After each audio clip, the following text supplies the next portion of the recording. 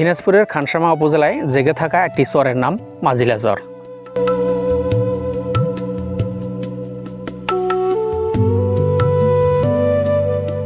এটি উপজেলার বাসুলী গ্রামের মধ্য দিয়ে প্রবাহিত হওয়া আত্রাই নদীর মাঝখানে অবস্থিত।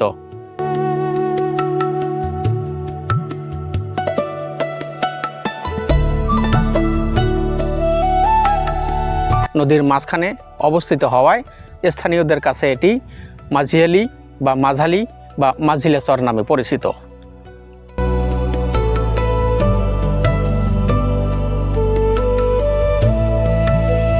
উপজেলার একমাত্র চরটি খানসামা উপজেলা সদর থেকে প্রায় 1.5 কিলোমিটার উত্তর পশ্চিমে এবং জিয়া সেতু থেকে মাত্র 1 কিলোমিটার উত্তর পশ্চিমে অবস্থিত।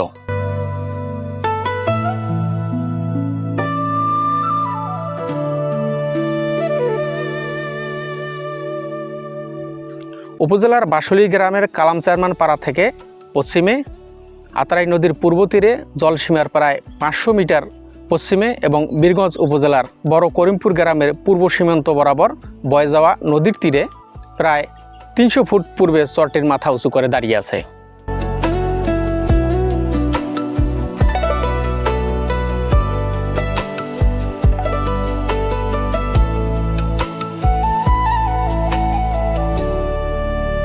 এলাকাবাসীদের দেওয়া তথ্য মতে চরটি গড়ে ওঠে প্রায় 60 থেকে 70 বছর আগে।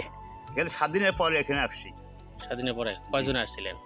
এখানে আরো লোক ছিল, সব মানে কেউ কেউ ওই বাড়ি মানে ওই পারে যা বাড়ি করছে তারা আসে এখানে আবাদ করে, এখনো আছে ওই দিকে। আর চরটিতে গত প্রায় 54 বছর ধরে কয়েকটি পরিবার বসবাস করে আসছে। আমার চাচাতো ভাই একটা আছে এখানে, আর আমার ছেলে আছে, নাতিগুলা আছে। এছাড়াও মাঝিয়ালি চরের দক্ষিণে একটি চর ছিল, যেটি 1968 সালের বন্যায় একদিনে নদী গর্ভে বিলীন হয়ে গেছে। অপরদিকে উত্তরে অনুরূপ আরও একটি চর ছিল, যা অনেক আগেই বিলুপ্ত হয়েছে বলে এলাকাবাসীরা তাদের পূর্বপুরুষদের মুখে বলতে শুনেছেন।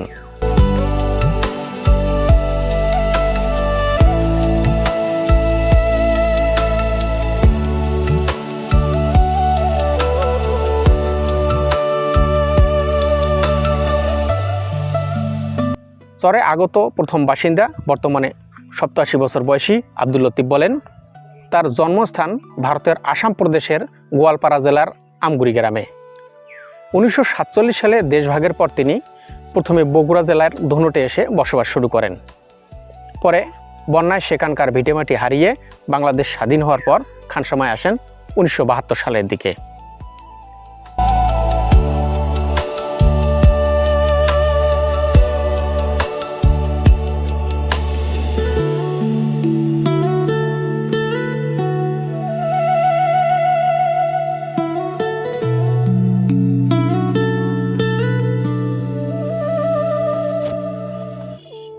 এ সময় তার সঙ্গী আইজউদ্দিন ও তার নাতি আবু বকর সহ এসে এই চরে ওঠেন। তখন চরটি আরও বড় ছিল এবং জঙ্গলে ভরা ছিল। পরে পাবনা জেলা থেকে বসু শেখ নামে আরও একজন এসে এখানে বসবাস শুরু করেন। বসু শেখ 2012 সালে মারা গেছেন। তারা পর্যায়ক্রমে চরের জঙ্গল কেটে গাছপালা লাগান এবং চরটি বসবাসের উপযোগী করে তোলেন।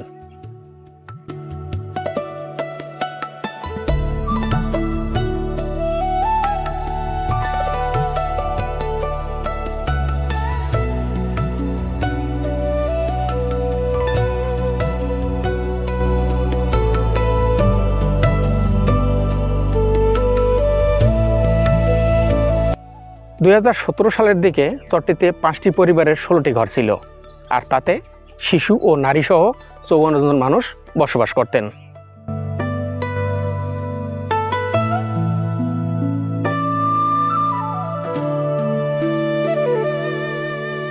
পরবর্তীতে সচ্ছল জীবন জীবিকার তাগিদে তাদের অনেকে চরের বাইরে গিয়ে বসবাস শুরু করেন।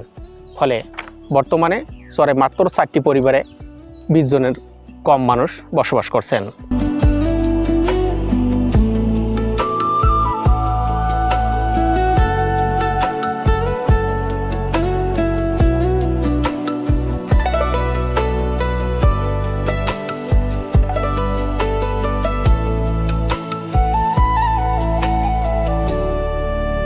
চরের বাসিন্দারা অন্যের বাড়িতে দিনমজুরির পাশাপাশি চরের আবাদযোগ্য অংশে আলু, ভুট্টা ও অন্যান্য ফসল এবং গবাদি পশু পালন করে জীবিকা নির্বাহ করেন। তাদের পানীয় জলের অভাব পূরণে রয়েছে নলকূপ, পয় নিষ্কাশনে রিং স্ল্যাব দিয়ে তৈরি ল্যাট্রিন। তবে চরের বিদ্যুতের ব্যবস্থা না থাকলেও চার্জার লাইট, সৌর বিদ্যুৎ দিয়ে রাতের আধার কাটার চেষ্টা করেন।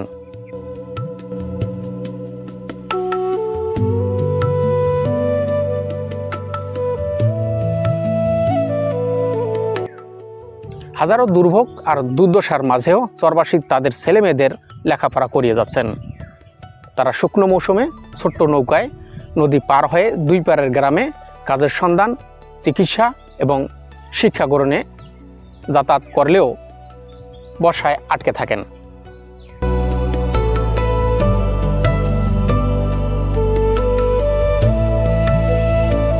এ সময় তারা শিক্ষা, চিকিৎসা সহ তাৎক্ষণিক নানাবিধ সুবিধা গ্রহণে বাধাগ্রস্ত হয়ে পড়েন।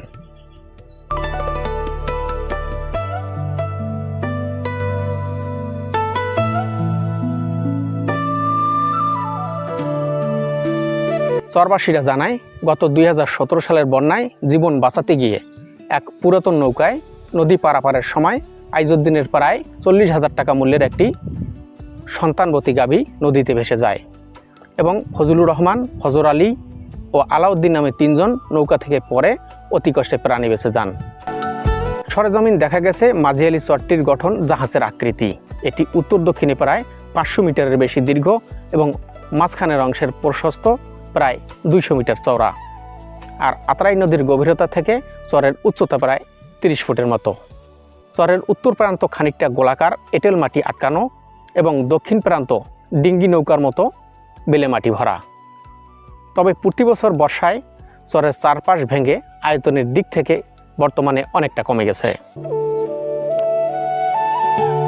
চরের মাঝখানের অংশে লাগানো আম, জাম, কাঁঠাল, তরুল, জলপাই, পেয়ারা, সুপারি, লিচু, কামরাঙ্গা, কলা গাছ সহ নানা জাতের বনজ ও ফলজ গাছের এক অপরূপ ছায়া ঢাকা পরিবেশের সৃষ্টি হয়েছে। তাই এখানকার নিবিড় পরিবেশে বছরের প্রায় সময় কবি সাহিত্যিকরা এসে সাহিত্য আড্ডা করে থাকেন বলে আব্দুল লতিফ জানান।